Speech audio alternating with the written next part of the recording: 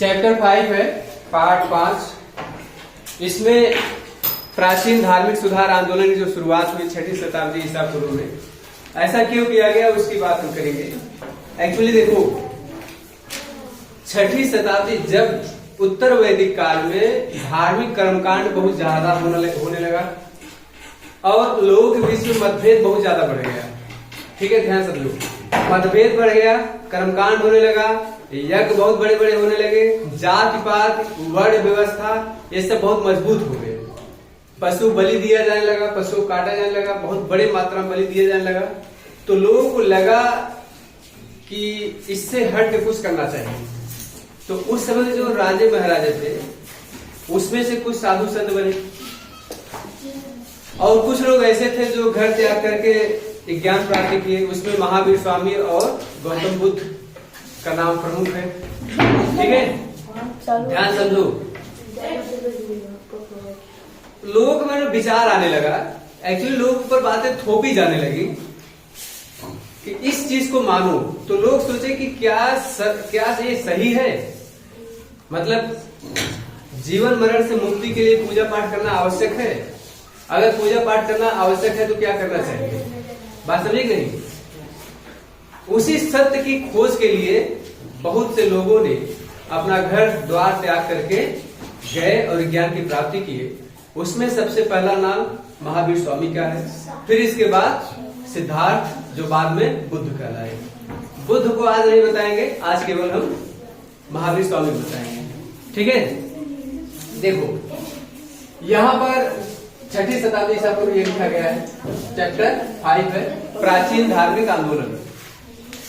देखिए परिचय क्या है, वैदिक काल के अंत तक, यही चीज मैंने आपको बताया। ध्यान समझो, वैदिक काल के अंत तक क्रियाकलाप, धार्मिक क्रियाकलाप काफी कठोर हो गया। ठीक है, खर्चीले हो गए, जाति पात वर्ण व्यवस्था कर्म कांड ये सब क्या हो गए, जटिल हो गए। यही चीज मैं आपको बताया अभी। ठीक है, नवीन धर्म उत्पत्ति कारण क्या हो सकता है। सबसे पहली बात यह है वैदिक धर्मों की जटिलता, वैदिक धर्म जटिल हो गए, या यज्ञ की परंपरा, जिसके पास पैसे नहीं हो यज्ञ कहां से करवाएगा बेचारा, ये सब बड़े कठोर नियम हो गए। बात समझे, तुम ये जाति हो, तुम इस वर्ण के हो, तुम इस ब्राह्मण क्षत्रिय वैश्य शूद्र, ये सब बहुत कठोर नियम हो गया। जाति प्रथा की जटिलता है, मैंने बता दिया। वैदिक ग्रंथों की कठिन भाषा, बाद में क्या हो गया, वैदिक ग्रंथों में संस्कृत का प्रवेश इतना ज्यादा हो गया, इतना कठिन हो गया कि लोगों को जान पाना बड़ा मुश्किल हो गया। इसीलिए कोई भी चीज सरलता से समझानी चाहिए। जैसे मैं अभी एक अंग्रेजी बोलने लगूं, कितने लोग समझ पाएंगे, बहुत कम लोग समझ पाएंगे। इसलिए ऐसी भाषा का इस्तेमाल करो ताकि सभी लोग समझें। ठीक है, देखिए नवीन कृषि मूलक अर्थव्यवस्था का विस्तार, वैश्य वर्ग की महत्व, वैश्य वर्ग जो है काफी मजबूत हो गया। वैश्य वर्ग मतलब क्षत्रिय ब्राह्मण के बाद जो बनिया समुदाय, जिसको व्यापारी समुदाय कहते हैं, वो काफी ताकतवर हो गया। फिर इसके बाद कुछ राजे महाराजे, मैंने आपको बताया राजनीतिक अनुकूलता। इसमें से सबसे पहला स्थान आएगा जैन धर्म का। जैन धर्म में देखो, जैन धर्म के संस्थापक जो है ऋषभ देव है, ऋषभ देव। ठीक है, जैन धर्म संस्कृत भाषा से लिया गया है। जैन मतलब जिन, जिन से लिया गया है। जिन माने विजेता होता है, बात समझ नहीं। जैसे पढ़ते पढ़ते खूब विज्ञान की प्राप्ति कर लो तो तुम जिन हो जाओगे। ठीक है, विजेता हो जाओगे। ठीक है, तब गदा लेके आओगे तो हम है यम, यम है हम। ठीक, वो नहीं है। देखो जिसका मतलब ये है, ऐसा व्यक्ति जो अपने मन वचन और शरीर पर पूरा कंट्रोल कर लिया हो, उसी को कहते हैं जिन। जिन माने विजेता, मतलब मैं अपनी इंद्रियों को वश में कर लिया हूँ। हमको सुख दुख मोह माया ईर्ष्या द्वेष पाप क्रोध मोह लोभ ये सबसे कोई मतलब नहीं रहा, हम इससे हट गए। बात समझे, मुझे परिवार से कोई मतलब नहीं है, मेरे अंदर किसी के प्रति कोई द्वेष नहीं है, कोई पाप नहीं है, कोई ईर्ष्या नहीं है, इसलिए वो जिन विजेता हो गया। ठीक है, देखो अब देखो प्रथम तीर्थंकर ऋषभ देव को मैंने बताया, और जो 23वें तीर्थंकर उनका नाम था पार्श्वनाथ। पार्श्वनाथ 23वें तीर्थंकर हो गए। अब देखो 4 महाव्रत बताया गया है। जब पार्श्वनाथ थे उन्होंने 4 महाव्रत बताया था, सत्य अहिंसा अपरिग्रह, अस्ते। ध्यान समझो ये है क्या, ये 4 शब्द। सत्य का मतलब होता है सदा सत्य बोलो, ठीक। पढ़े निकले चले चल रही दुकाने घूमे चले, झूठ हो गया। सत्य, अहिंसा मतलब किसी जीव की हत्या न करना, अस्ते चोरी न करना, अपरिग्रह धन इकट्ठा न करना। ये 4 बातें बताई गई। महावीर स्वामी आए तो एक शब्द और जोड़ दिए, उन्होंने कहा कि ब्रह्मचर्य की बात उन्होंने कहा। यहां कहीं लिखे होंगे, ये देखो ब्रह्मचर्य, अपने इंद्रियों को वश में करना। ये 5 बातें हो गई। पहले 5 बात में क्या कहा था? सत्य, अहिंसा, अपरिग्रह, अस्ते, इतनी बातें हैं। इतना चीज फॉलो करते तुम लोग? चोरी नहीं करना, झूठ नहीं बोलना, करते हो? बड़े ईमानदार हो भाई तुम, सीधा सीधा कह रहा नहीं झूठ बोलते हैं। देखो तो पार्श्वनाथ जो थे, पार्श्वनाथ ने 4 बातें बताया था। देखो सत्य है, अहिंसा, ठीक है, अस्ते और अपरिग्रह। सत्य माने हमेशा सही बोलो, अहिंसा माने किसी जीव की हत्या मत करो। यहाँ तक कि खेती बाड़ी करने पर रोक लगा दिया गया। खेती करोगे तो जब हल चलेगा तो उसमें केचुआ वेचुआ मर जाएंगे, छोटे छोटे कीड़े मकोड़े मर जाएंगे। जूता चप्पल पहन के चलेंगे, नीचे कीड़े मकोड़े तब के मर जाएंगे। सब रोक लगाया गया था। ऐसा कोई कर सकता है क्या? बहुत कठिन कार्य था ये, जैन धर्म बहुत कठिन था। अस्ते, चोरी मत करो, ये तो अच्छी बात है। ये वाला अच्छा है, ये वाला अच्छा है। किसी जीव की हत्या नहीं करना चाहिए, क्योंकि जैसे हमारा जीव है वैसे उसका भी जीव। मुर्गा चाट के काट दिए, ठीक, मुर्गा जो है, खसी है बेचारा, मतलब बकरा, उसको दबाए गर्दन काट दिए। बैल है, भैंसा है, सब काट दिए बुरी तरह। इन्हीं सब पर रोक लगाया। जानते हो क्यों? क्योंकि जब बैल को काट डालोगे खेती कैसे करोगे? गाय भैंस को काट डालोगे दूध कहां से मिलेगा? इसीलिए रोक लगाया गया था। बात समझे? अपरिग्रह मतलब धन। ये उत्तर वैदिक काल बहुत ज्यादा बलि दिया जाने लगा, तो उसी के रिएक्शन में सब आया है। जैन धर्म की उत्पत्ति उत्तर वैदिक काल का रिएक्शन है। बात समझे कि नहीं? अब देखो, पार्श्वनाथ झारखंड में एक पहाड़ी है, उसका नाम है सम्मेद पहाड़ी, और गिरिडीह वहां पर एक जिला है। उसी पर जा करके एक पद्धति होती है, संथारा पद्धति। संथारा पद्धति में क्या होता है वो समझो। संथारा पद्धति में व्यक्ति को जब लगता है कि अब मैं बूढ़ा हो गया हूँ, तो खाना पीना त्याग देता है और चला जाता है एकांत में, और वहीं पर धीरे धीरे धीरे धीरे अपना देह त्याग देता है, खाना पीना। उसी को संथारा पद्धति कहते हैं। राजस्थान में 2015 में सरकार ने इस पर रोक लगा दिया था। फिर जो जैन साधु संत थे, उन्होंने कहा कि हमारी धार्मिक बातें, हमारी धार्मिक भावना आहत होती है, ठीक है, इसलिए जो है उस पर फिर से सुप्रीम कोर्ट ने कहा कि नहीं, संथारा पद्धति और धार्मिक चीजें उसको होने देंगे। संथारा पद्धति समझ में आया? तो ये पहाड़ी पर जाकर के अपना शरीर त्याग दिए। फिर देखिए, यहाँ पर उन्होंने अपने जीवन काल में एक ही संघ की स्थापना किया था, पार्श्वनाथ ने, और उसमें ये महावीर स्वामी ने। एक्चुअली देखो, पार्श्वनाथ जब मर गए, इसके कुल 24 तीर्थंकर थे। ध्यान समझो, कुल 24 तीर्थंकर थे। उसमें से पहले ऋषभ देव थे, ऋषभ देव, और 23वें जो थे, 23वें कौन थे? पार्श्वनाथ। और जो 24वें थे वो थे महावीर स्वामी। महावीर स्वामी, ये महावीर स्वामी जो थे, इन्हीं को वास्तविक जैन धर्म का संस्थापक माना जाता है। जैन धर्म का वास्तविक संस्थापक कौन है? महावीर स्वामी। बात समझे?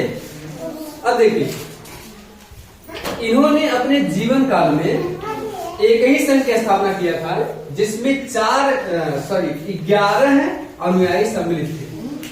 ये 11 अनुयायी गणधर कहलाए, गणधर। अब देखिए, कर्म इन्होंने बताया, देखो गीता में भी कहा गया है कर्म सबसे महान होता है। कर्मणे वाधिका रास्ते माँ फलेषु कदाचन माँ कर्मफल हेतुर्गुर्मा ते संगोष्ठी कर्मणि। क्या मतलब है? इसका मतलब ये है, यही सब संस्कृत है, यही भाषा सबको नहीं समझ में आती, इसीलिए विलुप्त हो गया। वैदिक धर्म क्यों यहाँ पर इस धर्म की उत्पत्ति कारण क्या? संस्कृत बहुत जटिल हो गई। अच्छा बताओ किसको समझ में आया? मैंने कहा इसका मतलब है हे वत्स कर्म करो, कर्म तुम्हारे हाथ में केवल कर्म करना है, कर्म के अनुसार तुमको फल मिलेगा। बात समझे कि नहीं? यही बात इसमें भी कहा गया। जैन धर्म में पुनर्जन्म तथा कर्मवाद पर विश्वास करता है, अर्थात जैसा कर्म करोगे वैसा ही फल मिलेगा, न तनिक ज्यादा और न तनिक कम। अच्छा कर्म करोगे तो अच्छा फल मिलेगा, बुरा कर्म करोगे तो बुरा फल मिलेगा। अच्छा कर्म मतलब समय से अगर सही से पढ़ाई करोगे तो तुम अच्छी जगह पर पहुंचोगे, सही से पढ़ाई नहीं करोगे तो क्या करोगे? बम्बई में जाके 4,000-5,000 रुपया पर काम करोगे, फिर इसके बाद ब्रिज के नीचे सोओगे, किसी तरह से एक पल 2 पल की रोटी मिलेगी और जिंदगी दुश्वार हो जाएगी। थोड़ी देर में शादी ब्याह हो जाएगा, लड़के बच्चे पैदा हो जाएंगे, बुढ़ाए जाओगे, मर जाओगे।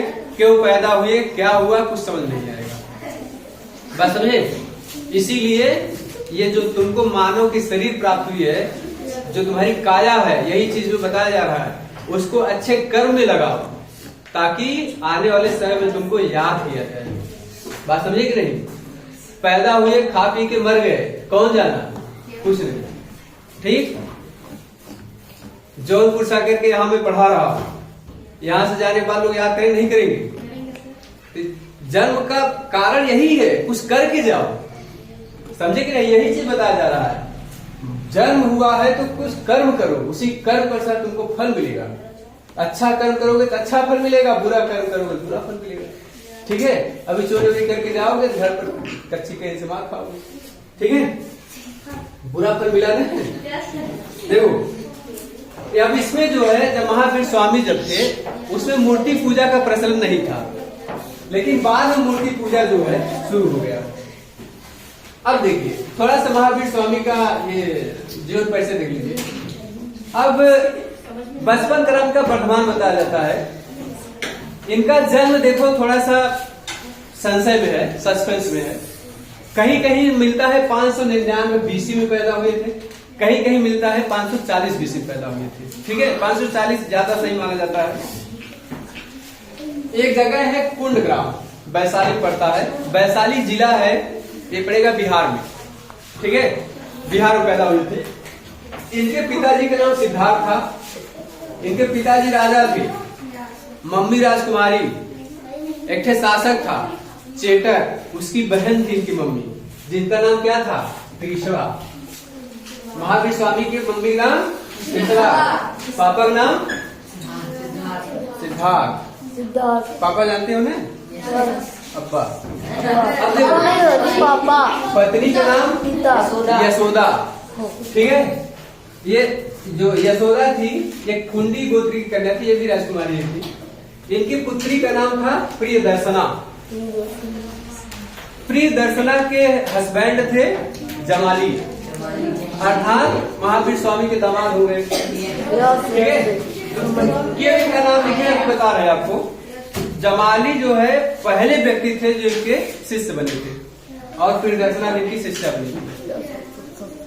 शिष्य देखो एक व्यक्ति थे, उनका नाम था मक्खल पुत्र गोसाल। मक्खल पुत्र गोसाल जो थे ये आजीवक संप्रदाय के स्थापना के बाद में, इनके मृत्यु के बाद जो है आजीवक संप्रदाय की स्थापना मक्खल पुत्र गोसाल ने की। ज्ञान प्राप्ति, ध्यान समझो, इन्होंने अपना घर त्यागा था 30 वर्ष की आयु में, अर्थात हमारी बताई 30 वर्ष की आयु में घर त्याग दिए। ठीक है, अब देखो अपना घर त्याग दिए, इसके बाद 12 वर्ष की आयु में इनको शिक्षा प्राप्त हुई, तब कितने साल हो गए? 12, 30, 42 साल हो गए। 42 साल की उम्र में इनको ज्ञान की प्राप्ति हुई। जब इनको ज्ञान प्राप्ति हुई तो उसको जिन कहा गया, जिन मतलब विजेता कहा गया, इनको उसी समय जिन कहा गया। वहीं से जैन धर्म वास्तविक संस्थापना होती है। द्रिम्भिक गांव है ये, ठीक है, रिजुपालिका नदी के तट पर द्रिम्भिक गांव में साल वृक्ष के नीचे इनको ज्ञान की प्राप्ति हुई। भगवान बुद्ध को देखोगे, तथागत बुद्ध को देखोगे तो उनको जो ज्ञान की प्राप्ति हुई उन्होंने निरंजना नदी के तट पर हुई। ये यहाँ पर क्या है, ये ऋजुपालिका नदी के तट पर। अच्छा, नदी के तट पर ही क्यों ज्ञान प्राप्ति होती है? घर द्वार त्याग करके वो जाएंगे, महाबोधि एक वृक्ष है उसके नीचे बैठ जाएंगे, उनको ज्ञान की प्राप्ति हो जाएगी। इनको साल वृक्ष के नीचे ज्ञान की प्राप्ति हो गई। इतना एक ज्ञान दिए, ज्ञान देते देते बेचारे 527 BC आते आते अपना देह त्याग दिए। देह त्यागना निर्वाण कहलाता है, वास्तविक नहीं। 468 BC कहीं कहीं माना जाता है। एक जगह है पावापुरी, वहां के जो मल्ल राजा थे उन्हीं के संरक्षण में गए और इन्होंने जैन धर्म को संरक्षण प्रदान किया और वहीं पर जो अपना देह त्याग दिए, जिसको निर्वाण कहा जाता है। जैन धर्म में निर्वाण कहा जाएगा और बौद्ध धर्म में महापरिनिर्वाण कहा जाएगा। शरीर को त्यागना निर्वाण हो गया, ज्ञान प्राप्त कर लेना जिन हो गया। 2 शब्द याद रखना, ठीक है। अब देखो इनकी जो शिक्षाएं हैं, 5 महाव्रत मैंने आपको बताया। सत्य, अहिंसा, अस्तेय, अपरिग्रह और ब्रह्मचर्य, ये 5 नियम हैं। सत्य मतलब हमेशा सत्य बोलो। अस्तेय मतलब चोरी मत करो, ठीक है। सत्य, अहिंसा मतलब किसी जीव का हत्या मत करो। अपरिग्रह मतलब धन संचय मत करो। और ब्रह्मचर्य का मतलब समय अपने ऊपर कंट्रोल रखो, ठीक है। ये इंद्रियों के वश में करना। आई बात समझ में नहीं? देखो, अस्तेय मतलब चोरी न करना, कोई दिक्कत? अब देखो इन्होंने 3 रत्न बताया जिसको त्रिरत्न कहते हैं। त्रिरत्न में देखो, त्रिरत्न में क्या बताया गया, ध्यान से देखो बोर्ड पर। कर्म फल से मुक्ति के लिए, जैसे चोरी करके आए, किसी मतलब किसी से झूठ बोल गया, झूठ बोलना बहुत बड़ा ये पाप है, ठीक है। ये कर्म फल से मुक्ति के लिए आपको 3 चीजें बताया गया है। सम्यक दर्शन, सम्यक ज्ञान, सम्यक आचरण, ये 3 बातें हैं। अगर ऐसा करते हो तो उससे तुम मुक्ति पा सकते हो। अर्थात क्या है, सम्यक दर्शन और वास्तविक ज्ञान की प्राप्ति करना। चोरी करना बुरी बात नहीं है, लेकिन उस पर अमल करना बुरी बात है, वास्तविक नहीं। क्योंकि एक बार चोरी कर लिए, चलो ठीक है, अनजाने में हो गया, लेकिन दोबारा चोरी की इसका मतलब तुमने जानबूझ के किया, बात समझे। इसलिए सही ज्ञान प्राप्त करना जरूरी है। इसमें सम्यक ज्ञान मतलब सत्य विश्वास, अपने ऊपर सत्य विश्वास रखना जरूरी है। आचरण मतलब होता है तुम किस प्रकार से दूसरे के साथ आचरण कर रहे हो, अच्छा व्यवहार कैसा कर रहे हो, ठीक है। सांसारिक विषयों से उत्पन्न सुख और दुख के प्रति, ठीक है, संभाव। इसके जो दर्शन है, दर्शन देखो कौन कौन से हैं।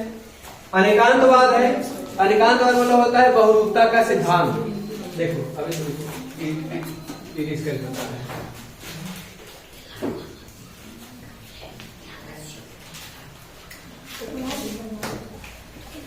देखिए दर्शन अनेकांतवाद हो गया। अनेकांतवाद इसका मतलब ये होता है, अनेकांतवाद का, अनेकांतवाद बहुरूपता का सिद्धांत, ठीक है। दूसरा है देखिए सप्त भंगिनय। सप्त भंगिनय का मतलब ये होता है स्यादवाद। इसी को स्यादवाद कहते हैं। सापेक्षता का सिद्धांत। सापेक्षता मतलब सापेक्ष और निरपेक्ष 2 चीजें होती हैं। सापेक्ष मतलब उसको विज्ञान में पढ़ाऊंगा आपको, चिंता मत करिए। सापेक्षता का सिद्धांत जल्दी विज्ञान पढ़ाने वाले हैं, अब इतिहास खत्म होने वाला है ना, ठीक है। देखो नववाद, नववाद का मतलब क्या होता है, आंशिक दृष्टिकोण का सिद्धांत, ठीक है। आंशिक दृष्टिकोण का सिद्धांत। विज्ञान देखो मत है इंद्रिय जीत विज्ञान। कहते हैं तुम्हारा मति मारी गई है क्या, ठीक है। मति का मतलब तुम्हारा दिमाग खराब है क्या, यही इंद्रिय पर नियंत्रण नहीं है क्या तुम्हारे, इसी कहते हैं। और श्रुति का मतलब क्या होता है, श्रुति का मतलब जो चीजें सुन सुन करके सीखा जाता है उसको श्रुति कहते हैं। अवध का मतलब क्या होता है, अवध, अवध का मतलब दिव्य विज्ञान प्राप्त कर लेना, ठीक है। दिव्य विज्ञान मतलब ये होता है मैं यहाँ से देख रहा हूँ कौन क्या कर रहा है, ठीक है, कौन मछली मार रहा है और कौन पढ़ने आ रहा है, इसको कहेंगे दिव्य विज्ञान की प्राप्ति होगी, ठीक है। वैशावा के लोग बहुत सारी मछली मारने जा रहे हैं। मन प्राय देखो, मन प्राय मतलब मन प्राय मतलब ये होता है जैसे तुम लोग क्या सोच रहे हो मैं बता दूं, दूसरे के मन की बात को जान लेना मन प्राय कहलाता है। ठीक है, वो एकदम ध्यान से समझो कि इधर उधर मत टलो, केवल बैठे रहो। ठीक है, अब देखो 3 व्रत बताया गया है। ये व्रत नहीं है कि खाना पीना मत खाओ, इसको केवल 3 व्रत नाम दिया गया है। इसको दिग्व्रत कहा जाता है। दिग्व्रत का मतलब ये होता है दिशाओं में भ्रमण की मर्यादा बांधना। अनर्थ दंडवत प्रयोजनहीन पाप उत्पादक वस्तुओं का परित्याग, अर्थात ऐसी चीजों का उत्पादन न करो जिससे पाप होता हो। ठीक है, यहाँ जिंदगी बचे रहे तबे कराही डाल के ककड़ा देंगे, समझे? ऐसे ऐसे लोग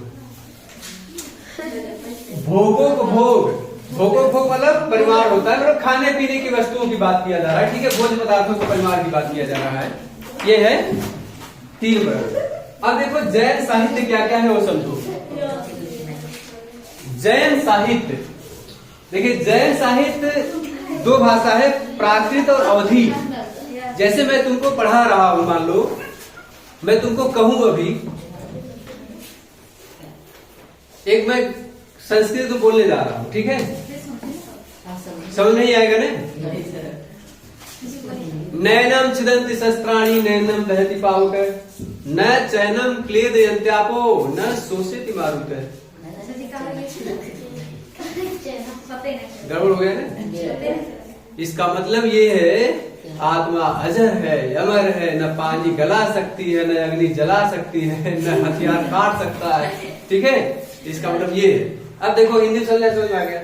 तो जैन धर्म में जो भाषा यूज किया गया था वो प्राकृत और मगधी था। जैसे मैं बोलूं भी आपको, और कहा चल बात,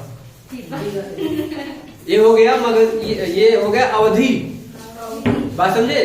तो ये बोलचाल की भाषा में ऐसे समझाते थे, एकदम सरल भाषा में, इसलिए ज्यादा अच्छी चीज सबको समझ में आ गया। देखो इसमें जो है जैन साहित्य को आगम कहा गया है। इसमें 12 अंक, 12 उपांग, 10 प्रकृत, 6 है छेद सूत्र और 4 है मूल सूत्र, 1 नदी सूत्र है, 1 अनुप्रयोग है। ये उस समय जैन धर्म था। इसके विषय में मत जानो, नहीं तो गड़बड़ हो जाएगा। गड़बड़ ये हो जाएगा तुमको याद नहीं होगा। ठीक है, चाहे जितना चिल्ला। अब इन विश्वास में पीछे वाला पूछ के दिखाएं। ये तो बहुत कठिन है। 12 अंग, 12 उपांग, 10 प्रकृत, 6 छेद सूत्र, 4 मूल सूत्र, 1 नदी सूत्र और 1 अनुप्रयोग। ठीक है, ये आदमी लोग इसको कहते हैं। इतनी चीजें इसमें जैन साहित्य में शामिल थी।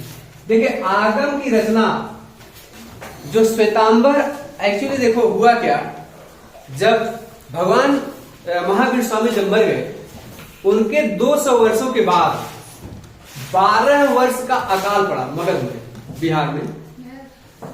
तो कुछ लोग ऐसे थे जो वहां छोड़ के भाग गए दक्षिण भारत में। ठीक है, जो छोड़ के भाग गए वो लोग वहां श्वेत वस्त्र धारण करके आए, श्वेतांबर कहलाए। ठीक है, भद्रबाहु, वो जो भाग गए थे उसमें भद्रबाहु थे। वो वहां से लौटे तो नंगे हो गए, नंगे रहने लगे, सब कुछ नहीं पहनते थे। ठीक है, जब दक्षिण ये धर्म की बात है, ऐसी वाली बात नहीं है, क्या ठीक है, धर्म की बात है। अब जो यही रह गए, वो उसका जो नेतृत्व कर रहे थे उसे स्थूल भद्र, वो कहे कि सफेद वस्त्र धारण करो तो श्वेतांबर कहलाए। बात समझे कि नहीं? और जो दक्षिण चले गए थे वहां से लौटे तो नंगई आए। ठीक है, उसको दिगंबर कहते हैं। तो यहाँ पर श्वेतांबर सब याद है, इसलिए आपको बता रहे हैं। ये श्वेतांबर द्वारा ये रचना किया गया था। श्वेतांबर के कौन है? स्थूल भद्र, जो कि मगध में ही रह गए थे। चाहे जितनी कठिन से कठिन परिस्थिति आ जाए, इन्होंने कहा मैं मगध छोड़ के नहीं जाऊंगा। इन्हीं के साथ ही था स्थूल भद्र, ये क्या नाम है उसका, भद्रबाहु। वो कहा कि हम जा रहे हैं दक्षिण भारत, वहां ठीक ठाक परिस्थिति है, अपने अनुयायियों को लेकर के भाग गए वहां। फिर इसके बाद वहां से लौटे दक्षिण भारत से, तो यहाँ स्थिति बहुत बदल चुकी थी। वहां से लौटे थे बेचारे, ठीक है, कपड़ा बड़ा सेट। अब देखिए महावीर स्वामी के समकालीन जो लोग थे जो शासक थे उसमें देखो बिंबिसार, चंडप्रद्योत, अजातशत्रु, उदयन, दधिवाहन तथा चेटक, ये सब उस समय शासक थे। जो महावीर स्वामी जब अपना शिक्षा दे रहे थे तो उस समय ये सब शासक जिंदा थे। बिंबिसार का लड़का है अजातशत्रु। अजातशत्रु अपने बाप को मार डाला, हत्या कर दिया। अजातशत्रु का लड़का है उदयन। उदयन से अजातशत्रु को मार डाला। अभी तुमको पढ़ाएंगे, अभी जब आएगा इसी के बाद पढ़ाएंगे उसको। देखो चंद्रगुप्त मौर्य के समय में, चंद्रगुप्त मौर्य जो थे जैन धर्मावलंबी थे, उन्होंने क्या किया, प्रथम संगीति का आयोजन करवाया था। ठीक है, प्रथम जैन संगीति का आयोजन उन्होंने पाटलिपुत्र का। पाटलिपुत्र जो आज पटना नहीं है, पटना बिहार में, पटना का नहीं सुने हो? पटना से बैठा बोला इधर जाऊ,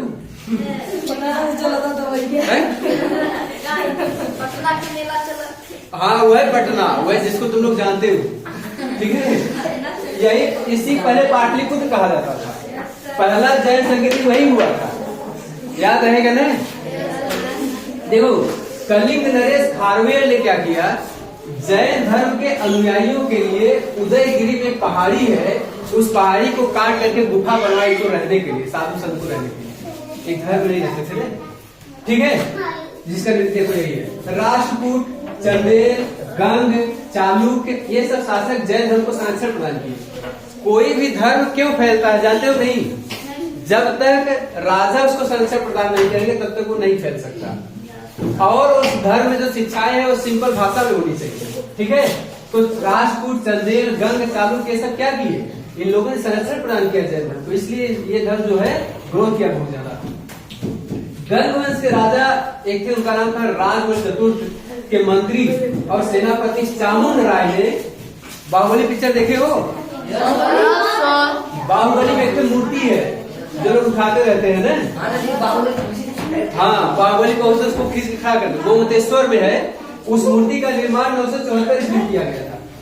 ठीक है, बाहुबली जिन की मूर्ति, गोमतेश्वर का निर्माण श्रवणबेलगोला कर्नाटक में है। ठीक है, यही ये बाहुबली की मूर्ति है। ठीक है, 974 ईस्वी में करवाया गया था। ये जैन धर्मावलंबी थे।